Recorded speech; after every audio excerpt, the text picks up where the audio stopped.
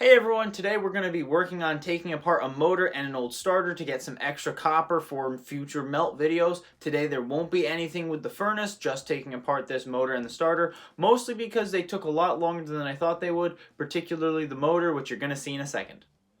We're starting with the motor, and the first thing I had to do was take off all the excess pieces so I could cut it open to get the copper out. Really?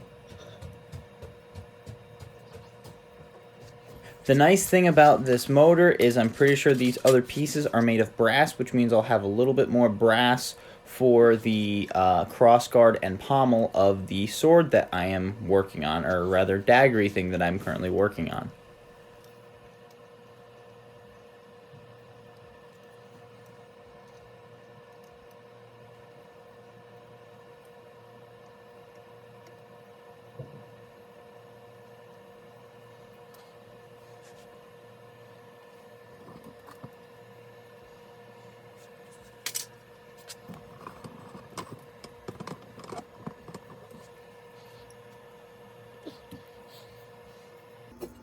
That's two pieces of brass now from this motor. I've also got some other ones. Alright, so I had recorded this next part, but it was all a lot and took forever, so I decided to cut most of it out. Basically, if you look back, those two bolts sticking out of the motor had a lot of problems. I tried to use a socket to take the nuts off, and on one of them, the bolt was bent, so I had to straighten it, and it took a while, and the threads were shot anyways. And on the other one, we couldn't get the socket to reach it for whatever reason, so we ended up having to cut it off. And then once I cut them off, I thought that I could then just take the motor apart, like you will see with the starter in a little bit. And what ended up happening was I had to cut the motor apart anyways, and there was about 20 minutes of me fidgeting with the little fan on the bottom, trying to figure out how to get that off, and it was exactly very entertaining. So I'm going to drop you right after I cut open this motor with the angle grinder.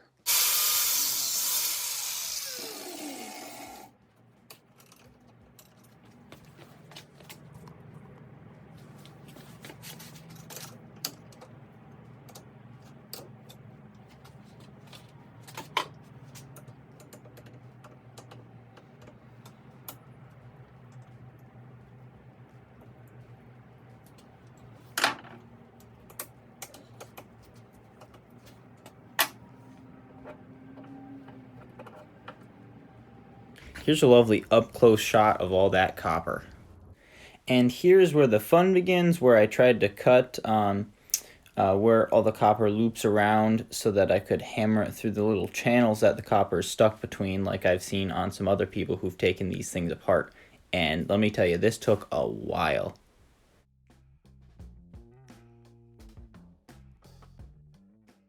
And this second time lapse is where I started to hammer out all of the bits of copper so that I could put it in my bucket with the old sand casting fail.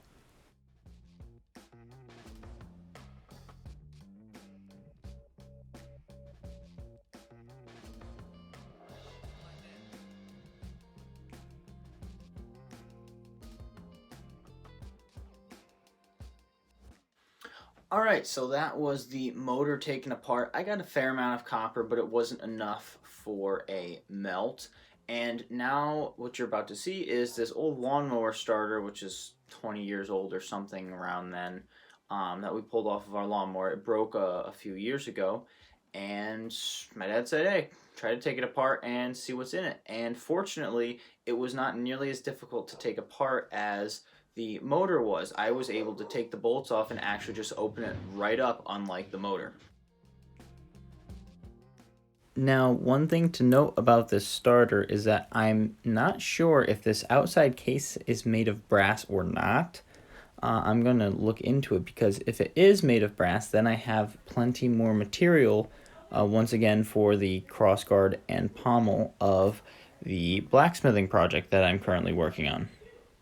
And as you can see, the cover for the starter came off pretty easily. All right, guys, so I've taken this apart and you can clearly tell that this is different from the motor. This is all solid copper wire, and honestly, I'm not sure if I'm able to get this out or not. Because the thing with the uh, stranded copper wire is it was easier to hit out. With this, I honestly don't know if I'm able to get out or not. I can definitely try, but still somewhat good motor. And with this side of the starter, I was gonna take this off, but what's interesting is that if I take you here, you can see underneath there are these bits here. These are little star bits, but these star bits are male end, so I need a female star socket to be able to get these out. I don't have that. So we got to see what I'm able to get with. I got to see if I can even get something to take that out.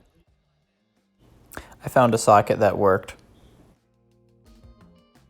And now you get a lovely view of me struggling to take that pin thing out at the top of that so that I could get the rest of this gear thing out.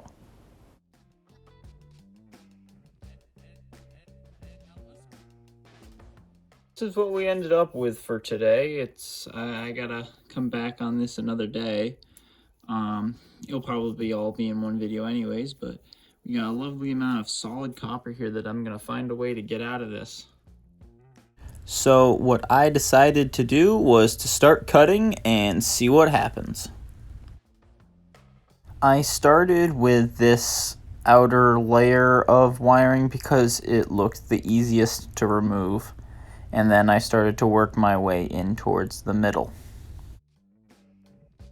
Alright, so I got this outer layer of copper off on this starter.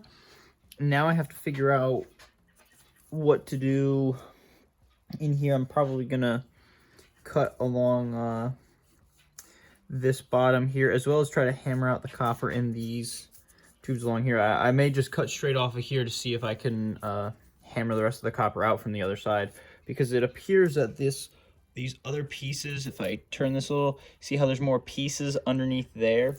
It appears that they connect in the same spot as the pieces I just took off, so I might be able to cut straight across down here and take this whole upper piece off, which I believe a lot of this here is copper as well. So it appears that I actually can hammer these pieces out that are connecting to this upper piece. So I'm actually going to start with hammering that out so that I can potentially get this top piece off. So we're going to see how this one goes.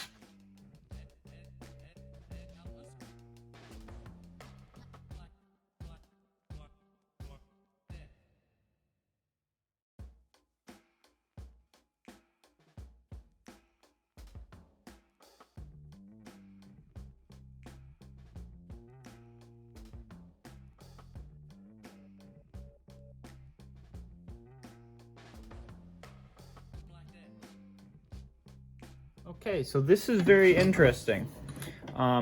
So I knocked out all of these pieces in here, and it does not appear that this will come off. However, what's interesting is how these are all wrapped together around here, and as I cut them off, I gain access to more to see how these are held together, and it's interesting how these go back and forth throughout this motor, and these middle sections I'm not sure if I'll be able to hammer out or not, but it's easy enough to cut through them. So I'm going to do the same thing I just did to the other pieces, and I'll just cut the base after I get through the main part of it, and I'll have more copper coming out, and then I'm going to have to figure out how to get the pieces out of this middle section. I'm not sure how we're going to do that, but we'll figure it out.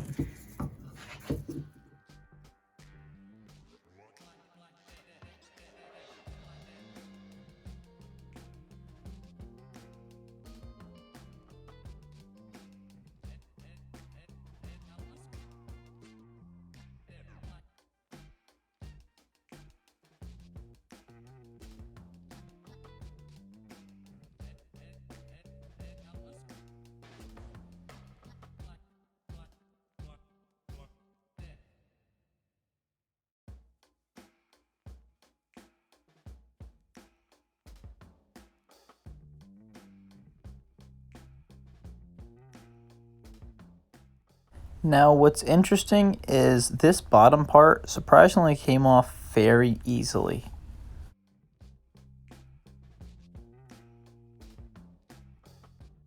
At this point, I started to try to take all those little pieces of copper out that were in those channels, and I found that it was very easy to just rip all four out at once by grabbing onto the stems I left at the top.